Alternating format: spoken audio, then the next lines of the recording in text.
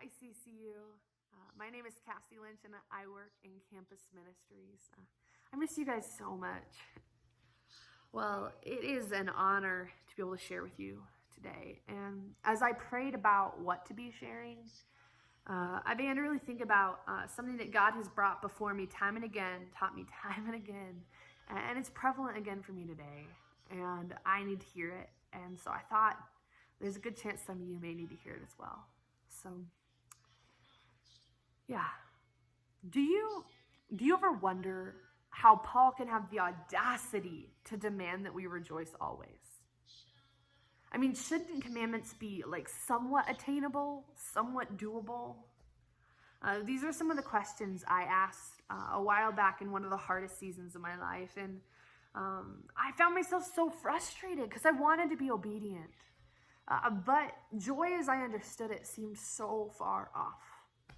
And so I did a word study and I began to search through the Psalms. And I noted every source of joy and gladness. And it came down to three things. One, an unchanging God, who he is. Our God is loving and gracious and merciful and present and near, and he's sovereign. He's unchanging. That's something to rejoice in. Number two, our salvation and redemption, who we are because of what he has done. Think about it. We're seen and we're heard and we're pursued and we're made new and we are loved and we're children of the King. That's something to rejoice in. Number three, the Lord's faithfulness, what he has done and what he has promised to do. And so in light of this, I realized that the source of our joy, it's unshakable. It's unwavering. It's undeniable. And when we lack joy, there is a very good chance that what's happening is we have taken our gaze off of the source of joy. And it begins to slip through our fingers. And we end up living in this grayed state where we start to seek joy and satisfaction out in other places. And rejoicing seems so much harder. Much less doing it continually, impossible. So how do we move through this? Well, there's a prayer in Psalm 85, verse 6, that I pray often for my own heart. It says, "Will you not revive us again that your people may rejoice in you?"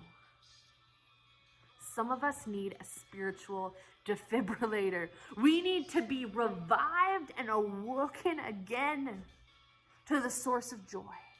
Some of us need to be awoken to our good, kind, faithful, sovereign, merciful God who is unchanging in all these things. Some of us need to be awoken to who we are because of him, that we are redeemed and we are forgiven and we are whole. We are loved. Some of us need to be awoken to all of the things he has done leading up to this moment. He has proven himself again and again and again and again. And sometimes we can see his handiwork and sometimes we can't. But we need to be looking for those things. We need to be awoken to those things. And some of us need to be awoken to his promises. He's promised to never leave us or forsake us. That he will finish the good work within us. And these are just a couple of his promises, of his many, many promises. Lord, will you not revive us again that your people may rejoice in you? I think sometimes we hit our knees and we pray that. And then we're like, I still don't think it's here. I still don't think I'm rejoicing. And there's a good chance that we need to shift our definition of joy. Do you remember the song in elementary school that was like, I got the joy, joy, joy, joy down in my heart? Where? Okay, cute song, great for the kids, horrible for theology. All right, we have this horrible perception that joy is giddiness, that it's glee, that it's a happiness, a feeling, it's peppy. I mean, sometimes joy is exuberant. Sure, yeah. But often it's not. And so I want to remind you of the actual definition of joy. It's not circumstantial. What it is a contentment and a satisfaction that roots us despite anything happening in our lives. When he says rejoice continually, he says, find your satisfaction in me continually. Look to me continually. Your happiness and your moods are not what we're talking about. There's a confident assurance in who he is in this source of joy, right? That leads to a confidence and a satisfaction that's unwavering. So here's what I'm going to challenge you to do. Look at the 3 categories, and I want you to write down as much as you can in each of them, who he is, who you are because of him, what he has done in your life and what he has promised to do. And I want you to look at these things. I want you to be grateful, thank him for these things, meditate on these things, right?